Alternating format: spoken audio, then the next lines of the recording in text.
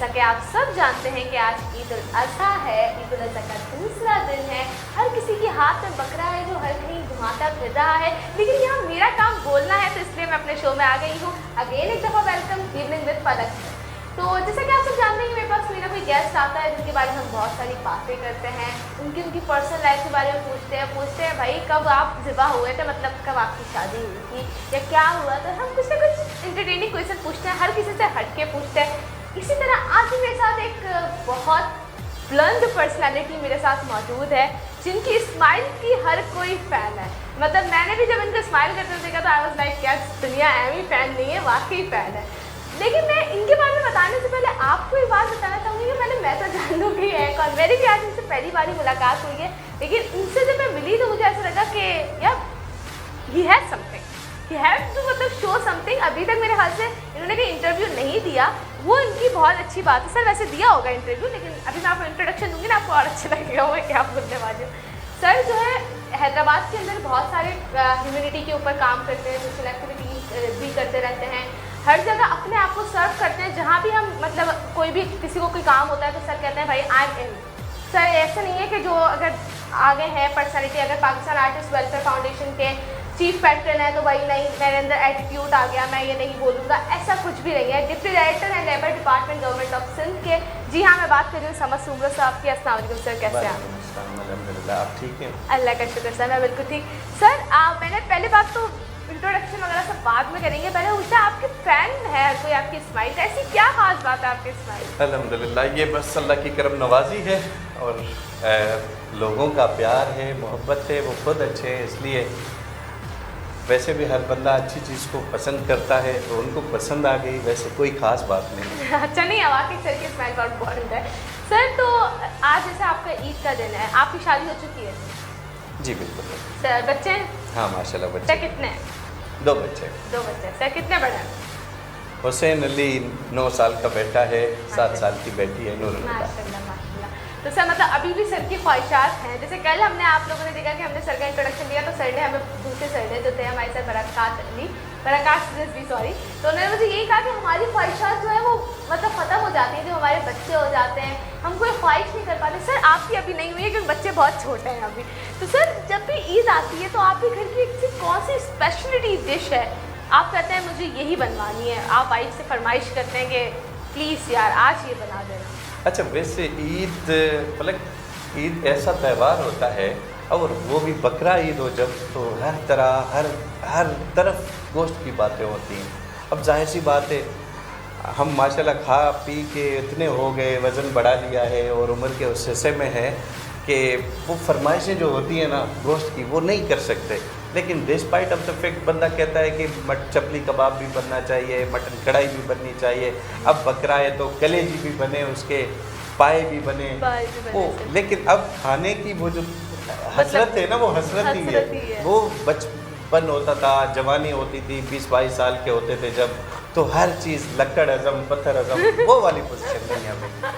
तो सर बचपन में जब आप छोटे होते थे तो मम्मा होती थी, बाबा होते थे, जब आप ईद किस तरह मनाते थे? कैसे सुबह उठते थे, क्या करते थे सबसे पहले, कहाँ जाते थे, किससे ईद मिलते थे सबसे पहले, या कोई आपके घर ईद मिलने आता था, क्या होता था? मुझे वो थोड़ा सा डिक्लेमेशन के तौर पे बता दें। एग्जैक्टली, बस यही होता था कि सबसे पहले बाबा मम्मा उठाते थे सुबह जल्दी जल्दी, सुबह की नमाज़ भी पढ़वाते थे। वैसे रूटीन में नमाज में सो जाती थी तो परवाह नहीं थी, लेकिन ईद का दिन है, बड़ा दिन है, आपने नमाज से स्टार्ट लेना है। नमाज के बाद घर में सवैयाँ पकती थी, बंदा तैयार होता था, तैयार होके फिर ईदगाह की तरफ दौड़ लगाते थे। हम ज़ाहिर बात है सारे भाई कज़न साथ होते थे, बाबा के साथ पहले ईदगाह जाते थे, नमाज़ पढ़ते थे। नमाज़ पढ़ने के बाद हल्ला गुल्ला होता था, जो बंदा मिला बाबा के सारे दोस्त, चाचा मामा सब गले मिलते थे, दोस्तों से गले मिलते थे। उसके बाद फिर कब्रिस्तान जाते थे, कब्रिस्तान जाने के बाद बड़ों की कब्रों पे दुआएं मांगते थे। उसके बाद घर लौटना होता था। तो वो जो 2 घंटे थे ना, घर लौटते ही थे जैसे तो बिरयानी तैयार होती थी, कुछ ना कुछ तैयार मिलता था, वो घर में भी खाते थे, फिर हमारे घर में भी मेहमान आते थे, फिर सारा कुंबा सारी फैमिली सब एक साथ बैठते थे, घर में कुछ खाया, फिर ऐसे ही फूफू के घर गए, मामू के घर गए, चाचा के घर गए, ऐसे ही पूरा दिन मिलने खाने जुलने में पीने लग में और जाता मिलने था। जुलने में गुजर जाता था। वाह, मतलब स्पेशली हम सबकी ईद भी इसी तरह होती है, कहीं किसी को मिलने जाना हो तो कोई घर पे आ जाता है। सर पहले ये होता था कि ना ईदी चाहिए, ईदी की पहले बहुत ज़्यादा ना ख्वाहिश होती थी। आजकल के ज़माने में तो नहीं है, बच्चों को पहले इतनी दे देते हैं तो नहीं होती, लेकिन वो होती थी ना कि यार ये बंदा है, ये ईदी बहुत ज़्यादा देगा। आपके खानदान में वो कहता चचा थे, चाची थी, कौन सी थी, ईदी बहुत ज़्यादा देती थी? मेरे कज़न थे शफीक रहमान साहब, अच्छा, वो सबसे ज़्यादा ईदी देते थे। अरे वाह, उस ज़माने में वो कितनी ईदी तो देते थे? उस ज़माने में भी वो 200 रुपये देते थे। ओ भाई की बात और है। हमें इंतज़ार रहता था, सारे बच्चे कहते थे बाकियों की ईदी मिले ना मिले ये 200 रुपये में चाहिए। तो अल्हम्दुलिल्लाह उसका इंतज़ार करते थे कि भाई से ईद मिले। अच्छा, उस पर ईदी मिलने की मतलब एक ख्वाहिश भी होती थी और उसका इंतज़ार करते थे। कहते थे यार बाकी 1 महीना रहा है ईद में और ईदी मिलेगी, और प्लान करते थे इससे यहाँ जाएंगे वहाँ जाएंगे, खर्च करेंगे, ये करेंगे। मतलब लड़कों का तो और भी होता है, यहाँ पर वो लेंगे, यहाँ पर वो बेचारी लड़कियाँ तो घर में बैठती हैं, लेकिन आजकल की लड़कियाँ घर में भी नहीं बैठती हैं। तो सर मतलब हम जब छोटे होते हैं हमारे पास बहुत ज़्यादा ना ख्वाहिशात होती हैं कि हमें ये करना है, हमें वो करना है, लेकिन जब हम बड़े होते जाते हैं ना ख्वाहिशात थोड़ी बहुत ख़त्म होती जाती हैं। तो बचपन में आप मतलब इससे थोड़ा हट के आपने बचपन में सोचा कि मैं डॉक्टर बनूँ, मैं क्या बनूँ, और मतलब मैं डॉक्टर बनूँगा। मैट्रिक में आए तो फॉर एग्जांपल आपकी कोई चीज़ मतलब जो है वो चेंज हो गई, फिर आप इंटर में आए, चेंज हो गया, अब आप माशाल्लाह हमारी गवर्नमेंट स्कूल से आपका ताल्लुक़ है। तो शुरू से आपका क्या बनने का इरादा था?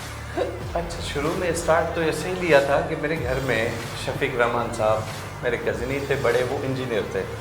तो देख के शौक़ होता था बस मुझे किसी भी सूरत में इंजीनियर बनना है। अब 5वीं 6ठी क्लास में मदरसे की तालीम भी थी मेरी, इसके साथ साथ मेरी स्कूलिंग भी थी। अब एक उस्ताद होता था उस ज़माने में, उसने कहा यार बेटा प्रोफेशन जैसा भी लो, लेकिन आपने ये तयन करना है, एक विज़न बनाना है कि मुझे अच्छा इंसान बनना है। तो मुझे वही मतलब तलब थी, तलाश थी, और सोचता था, फ़िक्र करता था कि अच्छा इंसान कैसे बनेगा। 6ठी 7वीं 8वीं तक बस मुझे ये जुनून था कि बस अच्छा इंसान ही बनना है। वो आपको पता है जैसे स्कूल में असातिज़ा एक बेसिक क्वेश्चन पूछते हैं, what is your aim in life, तो कोई डॉक्टर बताता है, कोई इंजीनियर बताता है, कोई चीज़ बताता है। तो मैं अपनी मासूमियत वाली एज में when I was in class 5, उस्ताद ने मुझसे पूछा, मैंने कहा सर मैं अच्छा इंसान बनना चाहता हूँ। तो बाकी प्रोफेशनली शौक़ था कि प्री इंजीनियरिंग की तरफ आया, first year inter pre engineering में की, कोशिश की कि बहरान में कोई अच्छा ग्रुप मिल जाए, लेकिन मेटलर्जी में एडमिशन हुआ। फिर मेटलर्जी को खेराबाद के KSM यूनिवर्सिटी से मैंने BBA किया, फिर MBA किया, इसी तरह से। इस तरीके से आपकी एजुकेशन लाइफ थी। और सर क्या कहते हैं, मतलब एक बंदा होता है ना, होता है एक पढ़ाई की तरफ ही होता है, कुछ लोग के अलग भी शौक होते हैं। लाइक मैं स्टडीज़ भी करती हूँ, स्टडीज़ के सिवा मेरे और भी बहुत सारे शौक हैं जो कि मेरी स्टडीज़ से ज़्यादा इंपॉर्टेंट होते जा रहे हैं अब, लेकिन ऐसा होना नहीं चाहिए। Studies is on the first priority, लेकिन एक्चुअली हम लोग कुछ ज़्यादा ही बेवकूफ़ है, तो हम लोग अपनी एक्टिविटीज़ को भी प्रेफरेंस देते रहते हैं। सर तो आप जब थे शुरू से लेके अब तक कौन सी एक्टिविटीज़ आप करते हुए हैं? एग्जैक्टली उन दिनों में आपको पता होगा 92 वाला वर्ल्ड कप पाकिस्तान ने जीता था और हमारी स्कूलिंग 5वीं क्लास की हो गई थी। तो हमारा शौक़ यही था कि जितना क्रिकेटर की पजीराई है इस मुल्क में, शायद इतने हीरोज़ को भी नहीं पूछा जाता। उन दिनों में तो सिनेमा का भी बड़ा स्कोप था, ज़ेबा, मोहम्मद अली, नदीम, शबनम, ये बहुत बड़े नाम होते थे। लेकिन चौके PTV पे सबसे ज़्यादा आपको क्रिकेट मिलती थी, आपको मुख्तलिफ़ किस्म के सॉन्ग्स मिलते थे जो आज तक 92 का वर्ल्ड कप दिखाते हुए आज तक बच्चों को, बड़ों को एक अट्रैक्ट करते हैं कि हमारी तरफ आएँ और क्रिकेट आए। तो उन दिनों में मुझे बहुत ज़्यादा शौक़ था कि मैं क्रिकेटर ही बनूँगा, और स्कूल लेवल तक, कॉलेज लेवल तक एक अच्छा प्लेयर भी था क्रिकेट का। स्पोर्ट्स में थे, मतलब आप स्पोर्ट्स के अंदर आपको शौक़ था कि मैं क्रिकेटर बनूँ या ये करूँ। सर वैसे बेसिकली गाँव कहाँ पर है आपका? जी, मैं लाड़काना डिस्ट्रिक्ट की तहसील है रत्तोदेरो, मैं रत्तोदेरो से बिलोंग करता हूँ। वहाँ पे बचपन में वहाँ रहते हैं, हैदराबाद में रहते? ना बचपन मेरा वहाँ गुजरा था, मेरी स्कूलिंग वहाँ गुजरी है, और कॉलेज के बाद ही मैंने आके BBA में एडमिशन लिया। और अब फैमिली भी सब यहीं पर है? बिल्कुल। मामा वाले भी सारे? अब लास्ट 10 to 15 ईयर्स हम यहीं पर। अच्छा, माशाल्लाह। तो सर हैदराबाद में आप आ गए, तो हैदराबाद में आपकी कौन सी एक्टिविटीज़ रही? हैदराबाद में जब मैं, जाहिर सी बात है, यूनिवर्सिटी लाइफ में आया तो पहला शौक़ ये था कि यूनिवर्सिटी में रह के अच्छी सी पढ़ाई करनी है, डिग्री मुकम्मल करनी है। वही होता है मिडिल क्लास फैमिली का, माँ बाप की बहुत ज़्यादा ख्वाहिशात होती हैं कि मेरा बच्चा सेट हो जाए।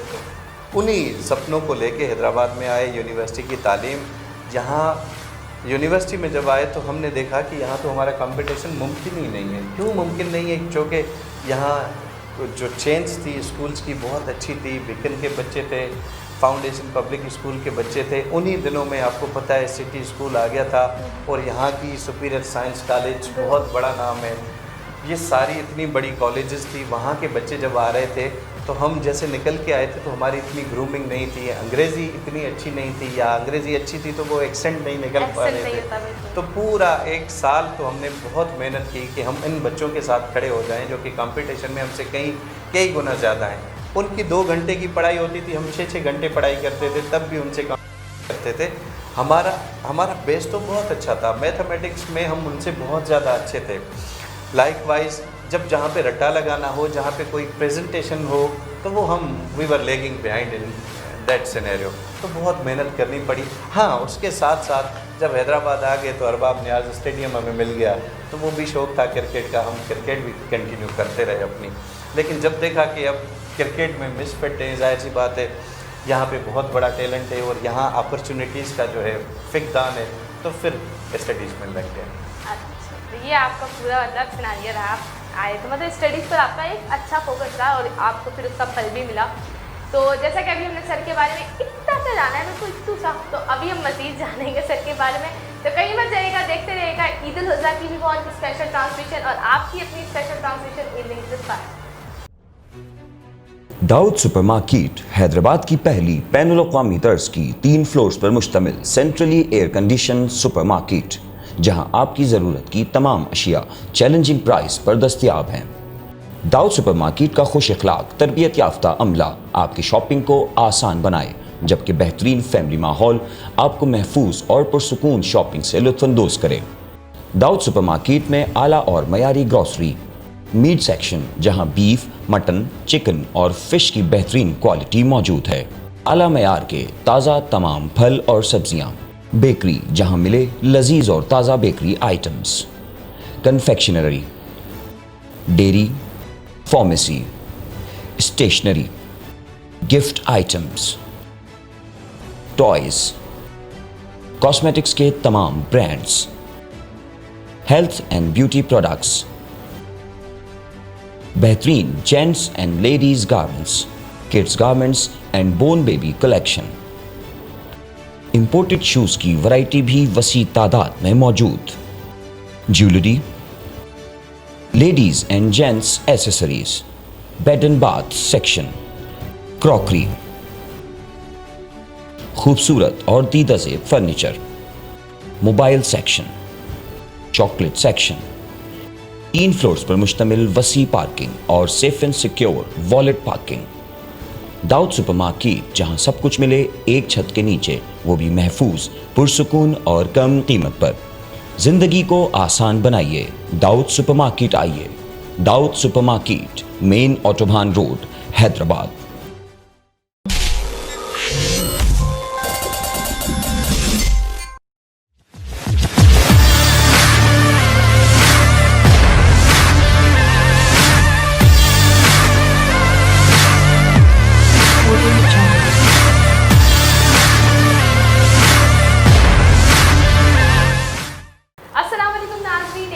खुशामदीद, आप सबको मेरी तरफ से ईद मुबारक। और एक दफ़ा फिर आपको खुशामदीद बोलती हूँ डबल इवनिंग विद पलक के अंदर। जैसे कि आप सब जानते हैं समर सुमर साहब हमारे साथ मौजूद हैं और हम उनसे बहुत सारी बातें कर रहे थे।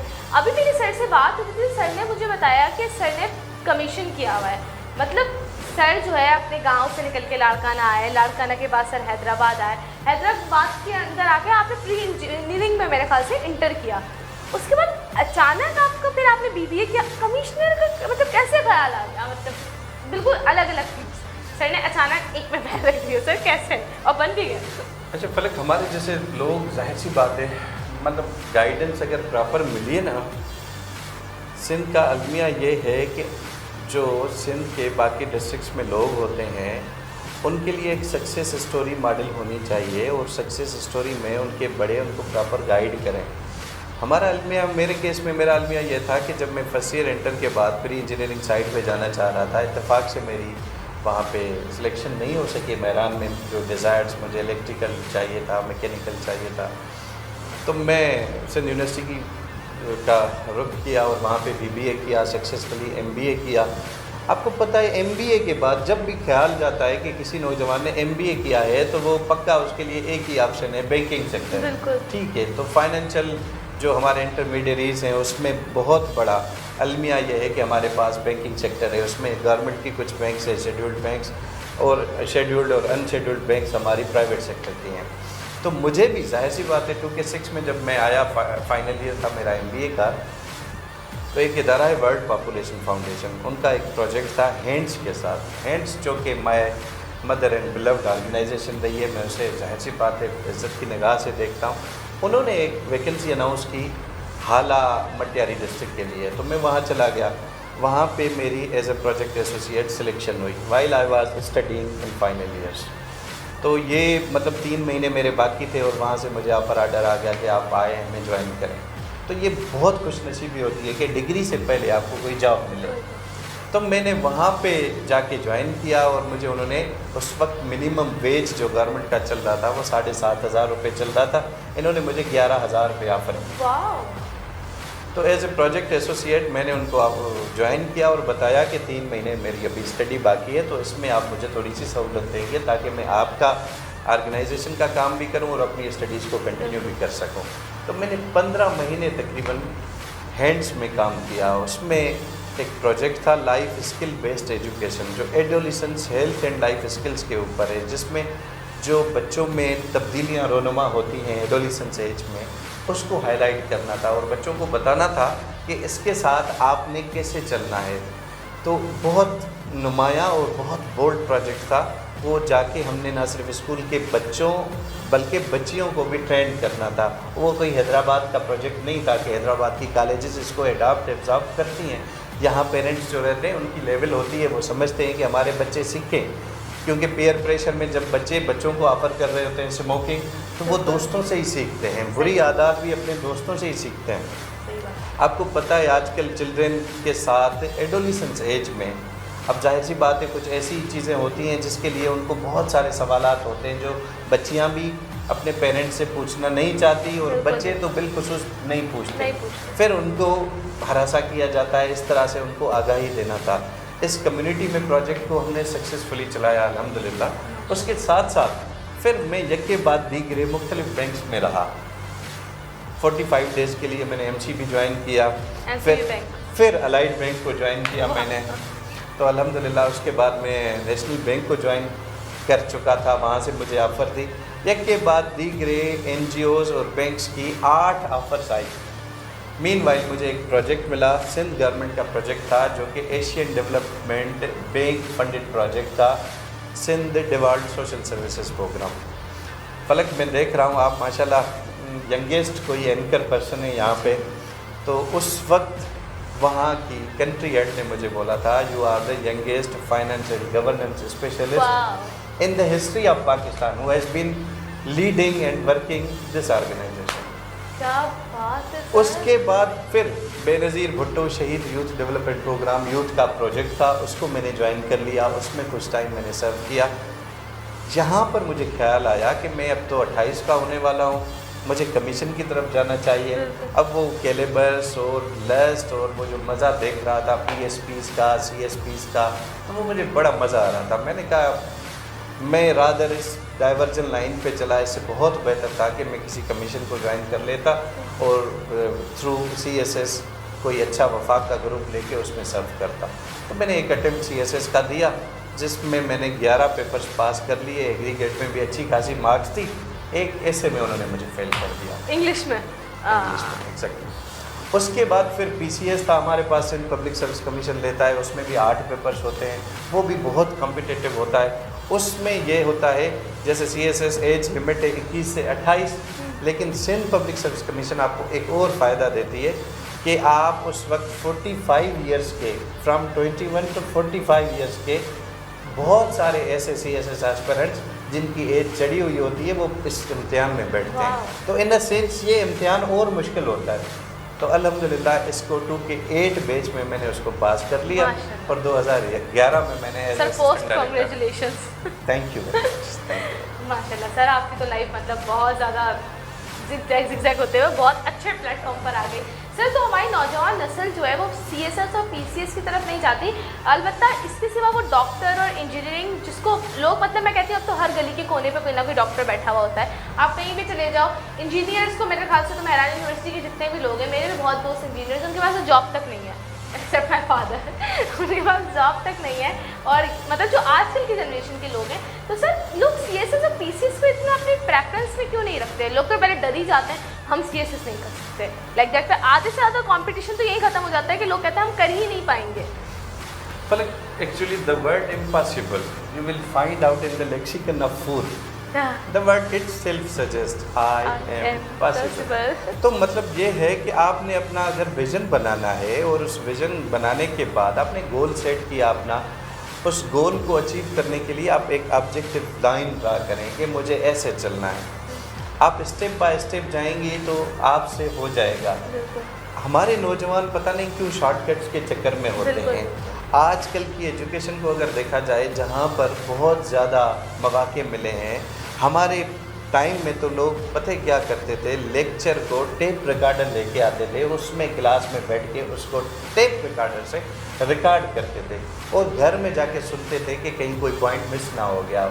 आजकल के दौर में मोबाइल है, आजकल के दौर में आपके पास यूट्यूब है, बहुत सारी फैसिलिटीज़ हैं।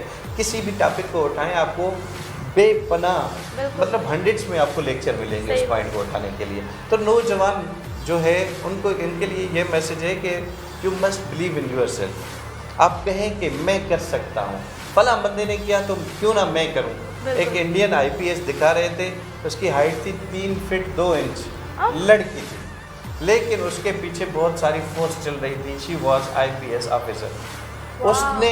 उसने ये रियलाइज़ किया कि मैं कर सकती हूँ, उसने हार्ड वर्क किया और लीड कर रही थी। उसके फुटेजेस मुख्तलिफ फेसबुक और सोशल मीडिया पे चल रहे हैं। बहुत सर, मतलब अगर हम एक किस्म से अपने अंदर कॉन्फिडेंस रखें वी कैन डू दिस, तो हम डेफिनेटली वो काम ज़रूर कर लेते हैं। लेकिन अगर जो है हम ये सोचते रहें कि हमें यहाँ ये नहीं कर पाएंगे, हम वो कर ही नहीं पाएंगे, संडे का आई एम पॉसिबल, तो ये इम्पॉसिबल का एक बहुत अच्छा फॉर्म है जो कि हमें हर जगह सिर्फ मीम्स के ऊपर दिख रहा होता है। नहीं, हमें खुद भी अपने लाइफ के अंदर ये सब कुछ सेटल करना चाहिए। और CSS PCS या और भी बैरिस्ट्री इतनी कोई वो नहीं रहता, आप उस पर टाइम दे रहे हो, आप उस पर भी दे सकते हो। स्ट्रॉन्ग पाकिस्तान जब बनेगा तभी आप भी स्ट्रॉन्ग बनेंगे। तो सर मैंने जो है आपसे एक और क्वेश्चन पूछना है। सर एक्चुअली मैंने अभी बाहर बैठी हुई थी तो मैंने आपसे पूछा था कि आपकी शादी हो गई है, तो आपने कहा जी हो गई है। तो मैंने पूछना है कि सर भाभी कब मिली? शादी बिल्कुल, शादी मेरी हुई थी 23 मई 2009 को, और मेरी फैमिली अरेंज मैरिज है। मेरी मिसेस मेरी कज़न है, फुप्पो की बेटी या फिर चचा की बेटी या खाला की बेटी? कज़न की बेटी है। कज़न की बेटी, रिश्ते में लगे। तो कब मतलब फुल अरेंज है, आपने कभी देखा भी नहीं था? ना, देखा था, बिल्कुल देखा था। और उसकी पूछा था आपसे? हाँ बिल्कुल पूछा गया था। और जाहिर सी बात है, मेरे पेरेंट्स ने जब डिसाइड किया तो मुझसे भी पूछा, डेफिनेटली लड़की वालों से भी पूछा। जब मैंने हाँ किया, मैंने कहा बिल्कुल आप कर सकते हैं, तो उन्होंने आगे बात चलाई और वहाँ से भी यस में जवाब आया। तो बस अल्लाह का शुक्र हो गई। तो सर भाभी भी कुछ करती हैं काम वगैरह? हाँ माशाल्लाह, उन्होंने MA सोशियोलॉजी किया हुआ है। वाह। और अल्हम्दुलिल्लाह अभी तक वो PCS के लिए तैयारी कर रही हैं। तो उसका भी वही है ना कि उसके पास ये ऑप्शन कि कम से कम मुझे या तो PCS अफसर बनना है ताकि इक्वल फुटिंग पे खड़े रहें हम, या एटलीस्ट मुझे लेक्चरर बनना है ताकि मैं फिर बच्चों को और फैमिली को आपको भी टाइम दे सकूँ। सही, परफेक्ट है, बहुत अच्छा इरादा है भाभी का। बड़ा मेरा दिल चाहेगा अगर एक दफ़ा मैं लाइफ में भाभी से ज़रूर मिलूँ। और सर जब जो है क्या कहते हैं भाभी आपको मिल गई, सब कुछ हुआ, पहली ईद आई, बकरा ईद, चले पहले ईद मीठी ईद आई, तो सर क्या हुआ? भाभी ने खीर सवैयाँ बनाई। सवैयाँ हमारी सिंधियों की तो फेवरेट डिश सवैयाँ है, कुछ भी बना दें आप, बस सवैयाँ हो तो बस मिठाई है। तो क्या भाभी ने सबसे पहला ईद पर बनाया? अच्छा, जब पहली ईद आई तब तक तो माशाल्लाह यूज़ टू हो चुकी थी। मई में आई थी और हमारी जब पहली ईद आई थी, अच्छा हमारे यहाँ शादी जब भी होती है ना, कोशिश ये करते हैं कि ईद के दूसरे तीसरे चौथे दिन, मतलब वो एक ऐसा इवेंट होता है कि शादी फिक्स करनी है, हाँ भाई ईद के बाद रखते हैं क्योंकि छुट्टियाँ भी होंगी, ये भी होगा वो भी होगा। तो वेरी थर्ड डे को जाहिर सी बात है मेरी मदर ने कहा बेटा आज आपने कुछ पकाना है। तो उसने कहा अम्मा जो कहें। बेटा बस मीठा पका दें। तो वो उसने कस्टर्ड बनाया था। वाह, वो डिफरेंट। कस्टर्ड माशाल्लाह। उसके बाद अभी तक मेरे घर में सेवैयाँ होती हैं। रात को 4 बजे भी भूख लगती है ना तो सेवैयाँ इजी मेड होती हैं, इजी कुक्ड होती हैं, वही प्रेजेंट होती हैं। हमारे घर में भी ऐसा ही होता है। जैसे ही बाबा को कुछ होता है तो बाबा कहते हैं सेवैयाँ बनाइए ना, बस दे दो मम्मा को। मेरी मम्मा भी जॉब करती है सर, मेरे बाबा भी जॉब करते हैं और दो मम्मा 16 ग्रेड ऑफिसर है, बाबा 19 ग्रेड ऑफिसर है, डिप्टी डायरेक्टर है। तो मेरे घर में भी सेम रहता है और सर भी सिंधी फैमिली से बिलोंग करता है, भी सिंधी फैमिली से बिलोंग करती हूँ, तो मैं सर की बातें समझ सकती हूँ कि क्या होता है घर के अंदर। तो सर जब बकरा ईद आई तो भाभी ने क्या बनाया और बकरा ईद के अंदर आपने उनको भी गिफ्ट विफ्ट दिया या नहीं दिया? बस चलो ईद है तो पहले ईद हो गई, या ईद ही दे दी, गिफ्ट विफ्ट नहीं दिया कोई? हाँ बिल्कुल सही बात है। ये मुश्किल सवाल पूछ लिया आपने। मतलब फर्स्ट ईद की बात कर रही हैं अभी की? नहीं फर्स्ट ईद की। फर्स्ट ईद की। अब तो पुरानी माल हो गया, अब नहीं होगा, अब तो कुछ नहीं होगा। ना। हमारी ईदें माशाल्लाह ऐसे ही होती हैं जैसे पहली ईद हो। और अल्हम्दुलिल्लाह घर में हम एक दूसरे से बहुत ज़्यादा सिंसियर हैं और अल्हम्दुलिल्लाह यही प्यार का सबसे बड़ा गिफ्ट होता है कि आप एक दूसरे से सिंसियर रहें। तो हमारी ईदें माशाल्लाह ऐसे ही गुजरती हैं। मैं तो ये कहता हूँ कि मेरा हर दिन ईद की तरह ही गुजरता है अल्हम्दुलिल्लाह। अच्छा मैं आपको एक और मज़े की बात बताता हूँ। प्रोफेशनल हैं आप, आर्टिस्ट हैं आप, इंजीनियर हैं, डॉक्टर हैं, बिजनेसमैन हैं, अगर आपको घर से सुकून है तो आप बाहर सुकून में होते हैं। बिल्कुल सही बात है, आप बिल्कुल काम रहेंगे बाहर। अगर आपको घर में आपकी फैमिली पूरा टाइम दे रही है, आपको सब कुछ मिल रहा है। बिल्कुल सही कह रहे हैं सर आप। सर क्या गिफ्ट था पहले? गिफ्ट क्या दिया था? हाँ। औरतों की सबसे ज़्यादा कमज़ोरी होती है सोना, गोल्ड। मैं कहने ही वाली थी गोल्ड। हाँ। तो आपने गोल्ड का गिफ्ट दिया था तो उन्हें? मैंने बिल्कुल रिंग गिफ्ट की थी। वाह सर क्या बात है। मतलब जब आपने उन्हें रिंग हाँ। गिफ्ट की थी 2009। अब तो कपड़ों पे ही चल जाता है। वाह, अब तो सब नहीं खाती है भाई, अब तो कुछ भी कर ले बता। ठीक है सर, आपसे हमने आपकी अभी जो है मैरिज लाइफ के बारे में डिस्कस किया। इसके बाद हम आएंगे ब्रेक, अभी हम छोटे से ब्रेक पर जा रहे हैं। इसके बाद जब हम वापस आएंगे ना तो हम एक रैपिड फायर गेम खेलेंगे और हम क्या खेलेंगे, क्यों खेलेंगे, कैसे खेलेंगे वो मैं आपको बाद में बताऊंगी। तो कहीं मत जाइएगा, देखते रहिएगा आपका अपना शो इवनिंग विद फलक। दाऊद सुपरमार्केट हैदराबाद की पहली बैनुल अक़वामी तर्ज की 3 फ्लोर्स पर मुश्तमिल सेंट्रली एयर कंडीशन सुपरमार्केट, जहां आपकी ज़रूरत की तमाम अशिया चैलेंजिंग प्राइस पर दस्तयाब हैं। दाऊद सुपरमार्केट का खुश अखलाक तरबियत याफ्ता अमला आपकी शॉपिंग को आसान बनाए, जबकि बेहतरीन फैमिली माहौल आपको महफूज और पुरसुकून शॉपिंग से लुत्फ़अंदोज करे। दाऊद सुपरमार्केट में आला और मयारी ग्रॉसरी, मीट सेक्शन जहां बीफ, मटन, चिकन और फिश की बेहतरीन क्वालिटी मौजूद है, आला मयार के ताज़ा तमाम फल और सब्जियां, बेकरी जहां मिले लजीज और ताज़ा bakery items, confectionery, dairy, pharmacy, stationery, gift items, toys, cosmetics के तमाम brands, health and beauty products,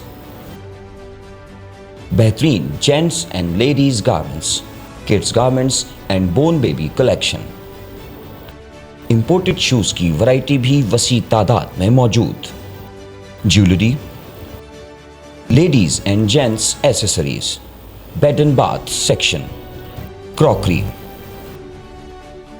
खूबसूरत और दीदाज़ेब furniture, mobile section, chocolate section, 3 floors पर मुश्तमिल वसी पार्किंग और safe and secure wallet parking. Dawood supermarket जहां सब कुछ मिले एक छत के नीचे, वो भी महफूज, पुरसुकून और कम कीमत पर। जिंदगी को आसान बनाइए, दाऊद सुपरमार्केट आइए। Dawood supermarket, main autobahn road, Hyderabad.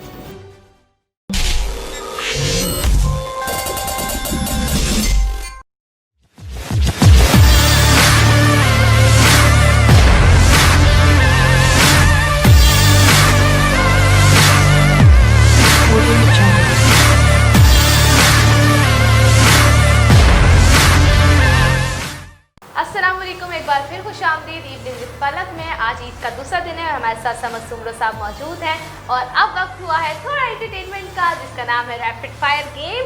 और अब हम खेलेंगे सर आपके साथ एक छोटा सा गेम। सर गेम का रूल ये है कि मैं आपको कोई भी एक्टर एंड एक्ट्रेसेस का नाम दूंगी, आपके दिमाग में जो भी फर्स्ट वर्ड क्लिक करे, भले वो भूतनी हो, आपने मुझे बता देना है। और ना क्या कहते हैं वो, जो अगर आपने किसी को भूतनी कह दिया ना तो अगली दफ़ा आप भले चुड़ैल कहते हैं लेकिन रिपीट नहीं करना वो, ठीक है? और टू बी ऑनेस्ट देना आंसर, ठीक है? Try my best. Your best. First of all Yamuna Zaidi, hard working, hard working. Ayesha Khan, beautiful, Shabnam, very old, very old. Nauman Ejaz, Naman Ijaz, smart man, smart man. Ali Zafar, young boy, young boy. Actor बन चुके हैं अली जफर अब। Hrithik Roshan, body builder, body builder. Divya Bharti जो मर गई थी, याद होगा आपको। उसको बिल्कुल ट्रिब्यूट भी करना, पेश करना पड़ेगा। बिल्कुल। क्या कहें उसको, खूबसूरत आवाज़, खूबसूरत आवाज़। हुमायूं सईद, हुमायूं सईद, मेरी तरह का ओल्ड फैशन हीरो। नहीं सर, ओल्ड फैशन तो काफी नहीं है। Sir Amitabh Bachchan, big B is always great man. Maya Ali. अच्छा, अमिताभ के लिए थोड़ा सा फलक। हाँ बिल्कुल। अमिताभ के लिए होता है कोई मतलब डिकेड का फनकार, कोई 1 साल का फनकार। अमिताभ बच्चन बिग बी, उसको पूरी सेंचुरी का, पूरी सदी का आर्टिस्ट कहा जाए तब भी उसके लिए शब्द लफ्ज़ कम हो गए। बिल्कुल सही बात है। It deserve many more. Sir Maya Ali, not seen. Sara Ali Khan, recently married with Falak Shabir. भाभी जी, भाभी जी, वाह what a big point. Sir Falak Shabir, फलक शबीर, सेम नेम। हैदराबाद का बहुत ज़बरदस्त आर्टिस्ट। हैदराबाद के आर्टिस्ट है फलक शबीर। मैंने तो अपने ग्रुप में देखा है, इसलिए मैंने। अच्छा अच्छा अच्छा, मतलब हैदराबाद से फलक शबीर का एक अच्छा ताल्लुक है, कॉन्सर्ट्स भी करते रहते हैं यहाँ पर। Very well. दानिश मेहदी साहब, हैदराबाद से भी आ जाए। आवाज़ का जादूगर, आवाज़ का जादूगर। अगर इससे भी ज़्यादा बोला जाए तो हम ये कहेंगे कि द मैन विथ 100 वॉइसेस, तो ये भी बहुत कम मतलब हो जाएगा, बहुत ज़्यादा सर डिजर्व करते हैं। Zohaib Latif Niazi, very cute. Very cute. वो मेरी स्माइल के लिए पता नहीं क्या कह दिया, उसकी खुद की स्माइल में माशाल्लाह। अच्छा, हमारे उज़ैर भाई ने मुझे ट्राई नहीं तो नहीं की, लेकिन उज़ैर भाई, उज़ैर भाई ने हैदराबाद न्यूज़ लगाया है ना, तो मतलब उसके लिए बहुत सारी अप्रिशिएटेड मैन। बिल्कुल सर। सर स्टार लगा दी था, असरार लगारी हवा को रिप्रेजेंट करता है, मतलब हमेशा वेलफेयर की बातें करता है, मतलब गुड ह्यूमन बीइंग। सही बात है। सर तो मुझे बताएं कि आपके मतलब आपके ज़माने से लेके अब के ज़माने तक आपका फेवरेट एक्टर कौन रहा है? पाकिस्तान, पाकिस्तानी, इंडिया, जो भी आपको, बस फेवरेट तो मेरे ख्याल से 1 या 2 होते हैं, उससे ज़्यादा तो मेरे ख्याल से नहीं होते। मोहम्मद अली साहब, मोहम्मद अली साहब। और मैं चाह रही थी मैं नाम लूँ और वहीद मुराद साहब का भी नाम लूँ, लेकिन मैंने सोचा नहीं, मुझे पता है उनके बारे में सब पता होगा सर को। मोहम्मद अली साहब, सर उनका कोई फेवरेट डायलॉग अगर आपको याद हो तो?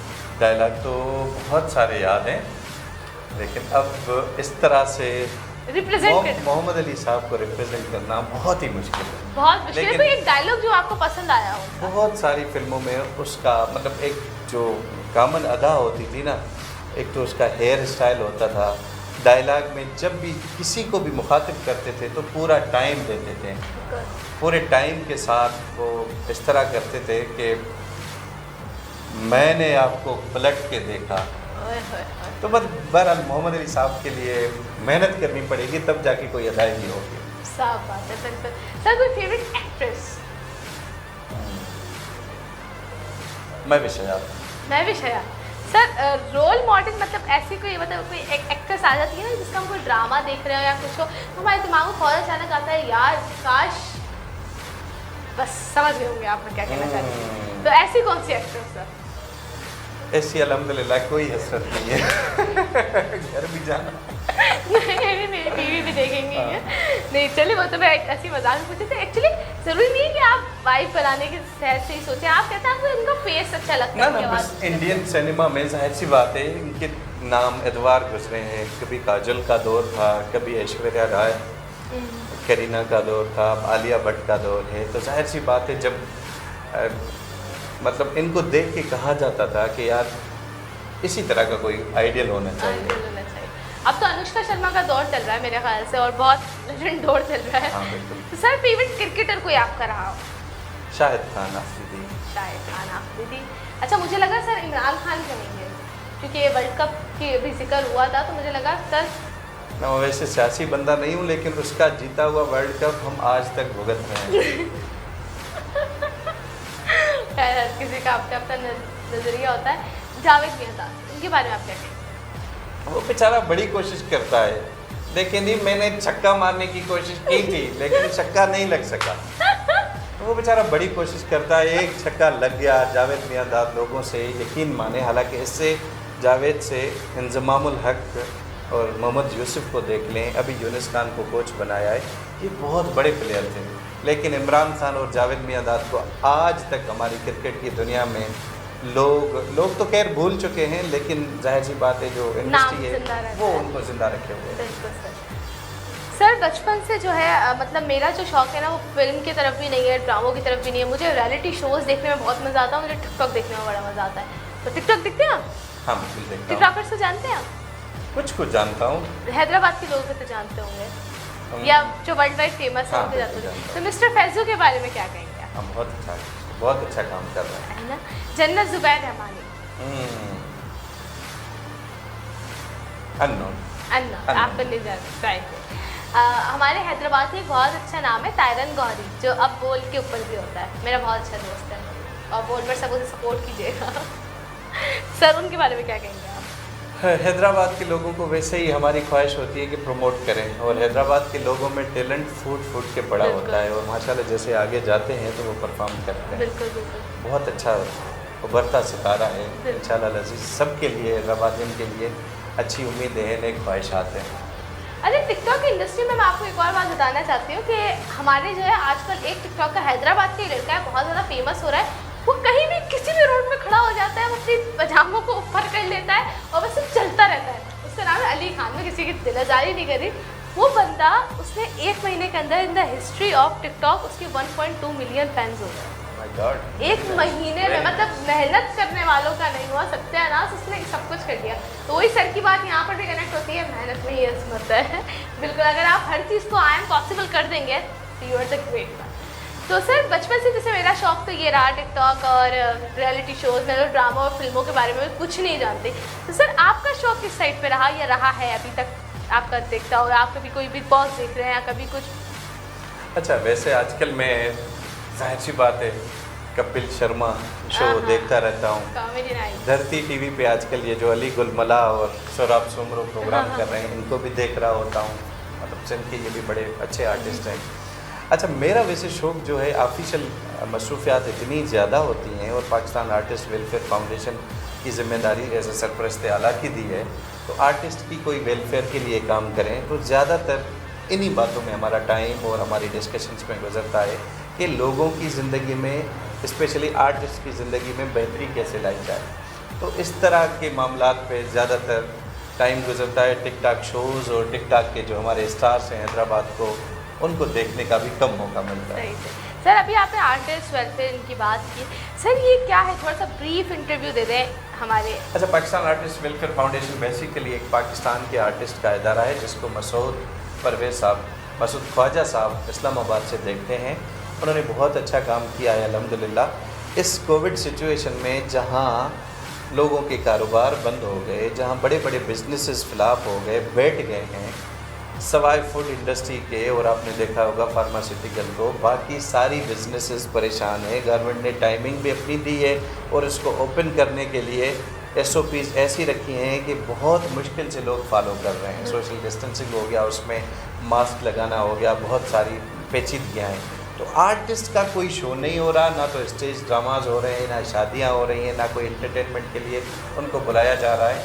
Pakistan artist welfare foundation actually Pakistan government से 1 अरब रुपए रखवा चुकी है, ताकि आर्टिस्ट की फलाह बहबूद के लिए मेडिकल सहूलतें हों, इंश्योरेंस की सहूलतें हों, उनकी फैसिलिटीज़ के लिए वो पैसे रखवाए हैं। रिसेंटली मसूद ख्वाजा साहब ने हमें बताया कि इब्रार अल हक हमारा एक स्टार है, उसने ये किया है कि अपने पैसों में से 50 लाख रुपए रखे हैं कि 1000 आर्टिस्ट को, जो कि गरीब हैं, अब सारे आर्टिस्ट तो हीरोज़ नहीं होते ना, जो बिहाइंड द सीन हमें नज़र आ रहे होते हैं, जिनकी बहुत मेहनत होती है, जिनका गुजरान हार्डली बिल्कुल थिएटर्स में होता है, थिएटर्स पे होता है, प्रोग्राम्स पे होता है, तो उनके लिए उसने 50-50 हज़ार का वजीफ़ा रखा है। फर्दर भी हम चाह रहे हैं कि कोई ऐसी तंजीम आगे आए जो आर्ट बबूत के लिए बात करें, तो बेसिकली ये इदारा तो बहुत अच्छा काम कर रहे हैं। एक्चुअली हम लोगों को देख सकते हैं जो रोड पर बैठे हैं, ये गरीब है, हम इनको दे देते हैं, जो पीछे लोग हैं हम उनको दे सकते हैं, जो हमारे घर पे काम करते हैं हम उन्हें दे सकते हैं। लेकिन यहाँ पर है ना कि दुनिया में सिर्फ यही लोग नहीं हैं, दुनिया में मज़ीद लोग हैं, हर तबका एक वक्त में आकर जो है गरीब हो जाता है। जैसे सर ने कहा बिजनेसेस बहुत ज़्यादा फ्लॉप हो चुके हैं, इसी तरीके से यहाँ पर भी ये सीन होता है कि हमारे आर्टिस्ट जो है वो हमें दिखते तो तीन है कि भाई ये विलन है, ये हीरो है और ये हीरोइन है, लेकिन उसके सिवा भी जो है ना हमारे पास बहुत सारे लोग होते हैं जो हमारे साथ काम कर रहे होते हैं, जो पीछे बिहाइंड द सीन्स होते हैं हमारे साथ, जो हमारे थिएटर पे कोई मतलब मटका ला के रख रहा है, कुछ कर रहा है, हर कोई अपना करता है, हर एक्चुअली कहते हैं ना कतरा कतरा दरिया बनाता है, तो ऐसे ही कतरे कतरे से लोग मिलकर एक पूरी फिल्म या एक ड्रामा या एक थिएटर एक चीज़ें बनाते हैं। तो सबको ज़रूरत होती है, ईद जैसा मौका आता है और आपको जब भी कुछ ना कुछ मतलब देना होता है, सर ने बताया कि इब्रार अल हक ने दिया है, ये लोग काम कर रहे हैं, ये भी बहुत अच्छी बात है कि खुद भी ईद मना रहे हैं और दूसरों को भी इतना कैपेबल कर रहे हैं कि वो ईद पर रोए ना, एक्चुअली ईद पर अच्छी अपनी ईद गुजार सकें। Sir I am very thankful कि आप हर किसी का ख्याल रख रहे हैं। अब एक छोटी सी ब्रेक की बारी है और उसके बाद हम एंड पर चलेंगे, तो कहीं मत जाइएगा, देखते रहिएगा ब्रिलियंट शो ईद विद फाला। दाऊद सुपरमार्केट हैदराबाद की पहली बैनुल अक़वामी तर्ज की 3 फ्लोर्स पर मुश्तमिल सेंट्रली एयर कंडीशन सुपरमार्केट, जहां आपकी ज़रूरत की तमाम अशिया चैलेंजिंग प्राइस पर दस्तयाब हैं। दाऊद सुपरमार्केट का खुश अखलाक तरबियत याफ्ता अमला आपकी शॉपिंग को आसान बनाए, जबकि बेहतरीन फैमिली माहौल आपको महफूज और पुरसुकून शॉपिंग से लुत्फ़अंदोज़ करे। दाऊद सुपरमार्केट में आला और मयारी ग्रॉसरी, मीट सेक्शन जहां बीफ, मटन, चिकन और फिश की बेहतरीन क्वालिटी मौजूद है, आला मयार के ताज़ा तमाम फल और सब्जियां, बेकरी जहां मिले लजीज और ताज़ा bakery items, confectionery, dairy, pharmacy, stationery, gift items, toys, cosmetics के तमाम brands, health and beauty products, बेहतरीन gents and ladies garments, kids garments and born baby collection, imported shoes की वैरायटी भी वसी तादाद में मौजूद, jewellery, ladies and gents accessories, bed and bath section, crockery, खूबसूरत और दीदा से furniture, mobile section, chocolate section, 3 floors पर मुश्तमिल वसी पार्किंग और safe and secure wallet parking. Dawood supermarket, जहां सब कुछ मिले एक छत के नीचे, वो भी महफूज, पुरसुकून और कम कीमत पर। जिंदगी को आसान बनाइए, दाऊद सुपरमार्केट आइए।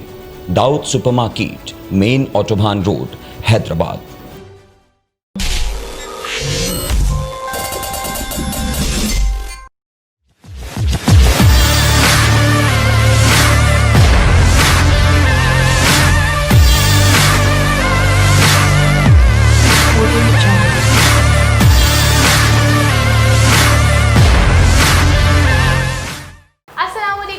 खुशामदीद इवनिंग विद फलक में। जैसा कि आप सब जानते हैं कि ईद का दूसरा दिन है और आज हमारे साथ मौजूद है समर साहब, जिससे अभी हमने बहुत मीठी मीठी बातें की, गेम्स भी खेले। सर अब मेरा आपसे एक सवाल है कि life is going with a good balance and सब कुछ, आज ईद का दूसरा दिन है, सर आज का दिन कैसा गुजरा और कल का दिन कैसा गुजरेगा? मतलब ईद का तीसरा दिन आप कैसे गुजारेंगे, हमें ज़रा बता दें। जैसे मैंने बताया, पहले दिन वो बाबा वाली प्रैक्टिस तवातुर चलता आ रहा है। पहले दिन हमने फैमिली के साथ गुजारा, फैमिलीज़ के पास मिलने गए, मिलना मिलाना, अब 7-8 घर रिश्तेदारों के हो गए हैदराबाद में, तो सबके पास जाना, फिर सबका इंतज़ार करना हो ईद मिलने आए। अब जब हम बच्चे होते तो ईदी मिलती थी, बड़ा मज़ा आता था। अब हमारे बच्चे ईदी के मुंतज़र होते हैं, लेकिन उस तरह नहीं होते जो हमें मतलब एक अट्रैक्शन होती थी कि हमें मिलेगा इस तरह से।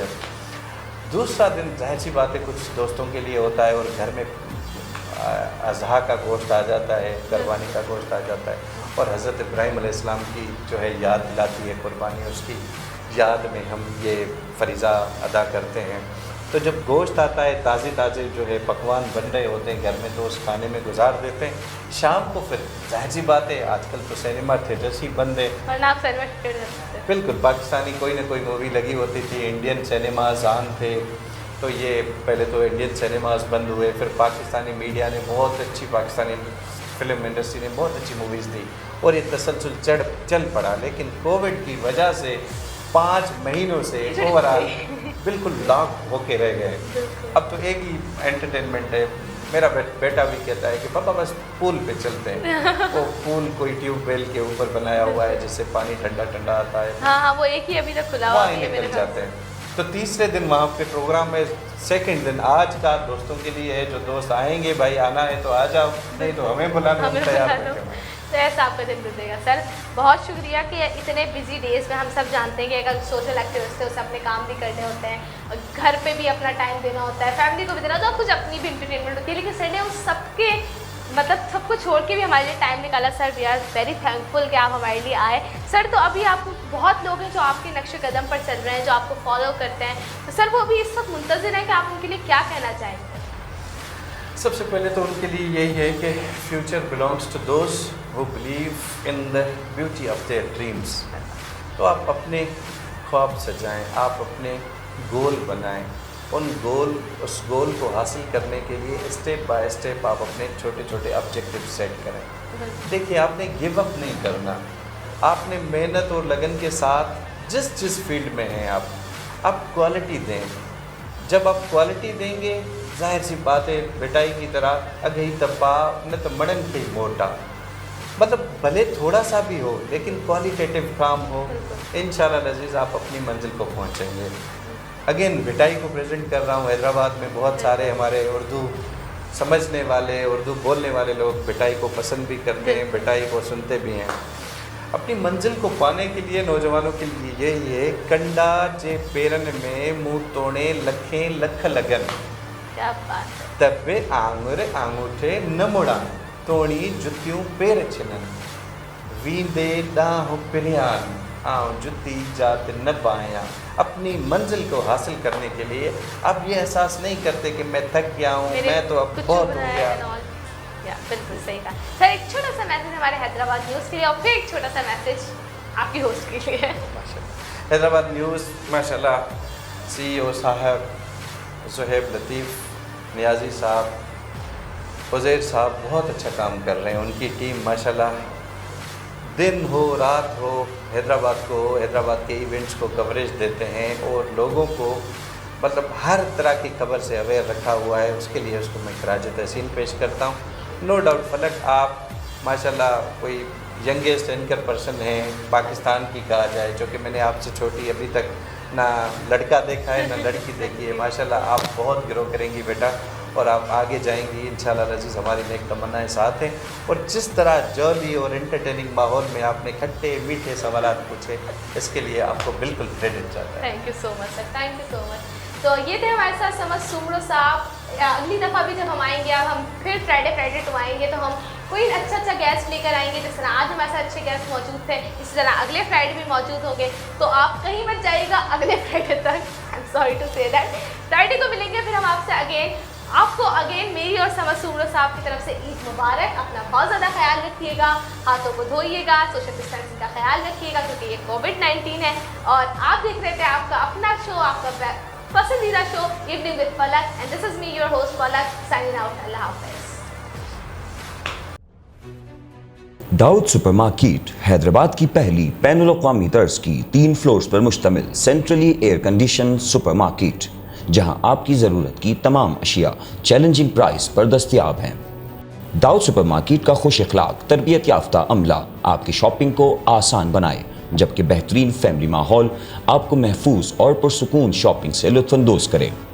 दाऊद सुपरमार्केट में आला और मयारी ग्रॉसरी, मीट सेक्शन जहां बीफ, मटन, चिकन और फिश की बेहतरीन क्वालिटी मौजूद है, आला मयार के ताज़ा तमाम फल और सब्जियां, बेकरी जहां मिले लजीज और ताज़ा bakery items, confectionery, dairy, pharmacy, stationery, gift items, toys, cosmetics के तमाम brands, health and beauty products,